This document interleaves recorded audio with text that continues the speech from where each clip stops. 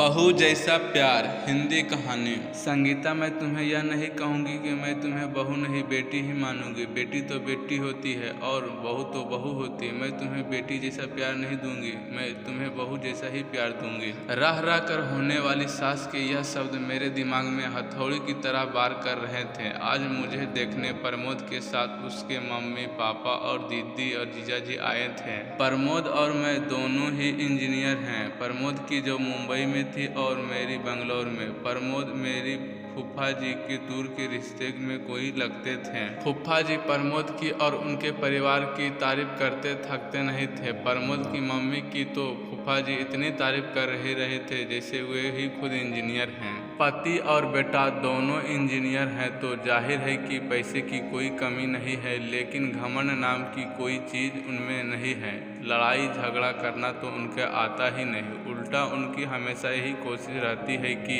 उनकी आवाज़ से किसी का दिल ना दुखे। खुद इंजीनियर होने के बावजूद और इतनी पैसा होने के बावजूद खाना स्वयं बनाती है। सिर्फ सब्जी आदि काटने के लिए काम वाली की सहायता लेती है। उनका मानना है कि खाना हमेशा स्वयं ही बनाना चाहिए ताकि घर के सभी सदस्यों को शुद्ध और स्वस्थ भोजन मिले। इतना तारीफ सुनकर मन ही मन लग रहा था कि यदि यह संबंध हो जाता है तो मैं अपने आप को बहुत खुश नसीब समझूंगी, क्योंकि कहा जाता है कि ना पति पत्नी की गुण मिले तो चलता है, लेकिन सास बहू की गुण मिलना चाहिए, तभी वैवाहिक जीवन खुश रहती है। यही सोचकर मैं मन ही मन खुश हो रही थी कि मुझे बहुत अच्छी सास मिलने वाली है। लेकिन आज जब मैं उन्हें बहू जैसा प्यार देने की बात कही तो वे बात किसी की भी समझ में नहीं आ रही थी। आज तक सभी ने ही सुना था कि हर सास ऐसा नहीं कहती है, तुम मेरी बहू नहीं बेटी हो, मैं तुम्हें बेटी जैसा प्यार दूंगी। लेकिन यह तो उल्टा ही हो रहा है, बहू जैसा प्यार। घर में सभी को आशंका हो रही थी कि कहीं शादी के बाद फिल्म वाली ललिता पवार टाइप की सास ना बन जाए। यदि ऐसा हुआ तो मेरा क्या होगा। लेकिन सिर्फ इस बात की नज़रअंदाज की जाए तो बाकी सभी बात अच्छी होने घर को सभी सदस्य को लग रहा था कि यह रिश्ता हो जाना चाहिए। और आखिरकार शादी हो गई।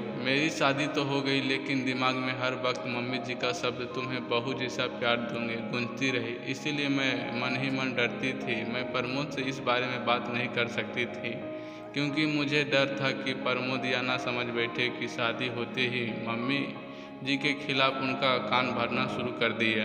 इसीलिए मैंने मन ही मन फैसला लिया था कि मैं अपना हर काम इतना प्रोफेशनल से करूंगी कि मम्मी जी का शिकायत का मौका ही ना मिले। जब शिकायत का मौका ही नहीं मिलेगा तो मम्मी जी ललिता पवार नहीं बन पाएगी। इस बात का मेरे ऊपर इतना असर हुआ कि मैं हर वक्त डरी डरी सी रहने लगी। प्रमोद ने भी 2-3 बार प्रेम से पूछा, क्या बात है, तुम खुश नहीं रहती हो, तुम्हें किसी ने कुछ बोला है क्या। मैं उन्हें क्या बोलती, मैंने इतना ही कहा, नहीं ऐसा कोई बात नहीं है। नया घर, नया वातावरण, सब कुछ नया होने से शायद मैं अपने आप को एडजस्ट नहीं कर पा रही हूँ। धीरे धीरे सब ठीक हो जाएगा। मम्मी जी पापा जी भी मेरे बहुत ख्याल रख रहे थे, हर वक्त बहुत प्यार से पेश आते थे। लेकिन मेरे मन में जो बहू जैसा प्यार की गठ बैठ चुकी थी वे निकल ही नहीं पा रही थी। सब लोग कहते हैं कि शादी के बाद कुछ दिन तक तो ससुराल सभी को अच्छे ही रहते हैं, असलियत तो धीरे धीरे सामने आती है।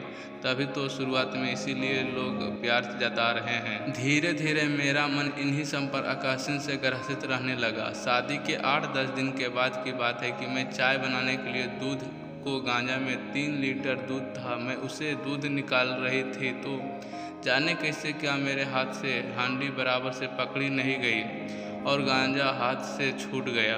पूरी दूध गरम गरम नीचे गिर गई। मैं इतना ज़्यादा डर गई कि पूछो मत। कहाँ मैं तो सोच रही थी कि मैं हर काम पूरी प्रोफेशनल से करूँगी, और कहाँ यह दूध। उसमें से भी खास बात यह थी कि दूध वाला दिन भर में सिर्फ एक बार सुबह ही दूध लाता था। पैकेट के दूध में मिलावट होने से वे घर में नहीं लाते थे। सभी लोग चाय का इंतजार कर रहे थे। गांजा गिरने की आवाज़ सुनकर मम्मी जी ने बाहर से ही आवाज़ लगाई, संगीता क्या हुआ। मैं तो इतनी ज़्यादा डर गई थी कि मेरे मुंह से आवाज़ ही नहीं निकली। तब मम्मी जी खुद किचन आई और मम्मी जी के सामने देखकर मैं डर के मारे कांपने लगी। मुझे लगा कि अब वह जरूर ललिता पवार बन जाएगी, क्योंकि अब कल सुबह तक किसी को भी चाय नसीब नहीं होने वाली है और सभी को चाय पीने की आदत है। मम्मी जी ने गिरे हुए दूध की तरफ और मेरे तरफ देखा और मैं बम फटने का इंतजार करने लगा। बस अब फटा बम, अब फटा, लेकिन यह क्या हो, बम तो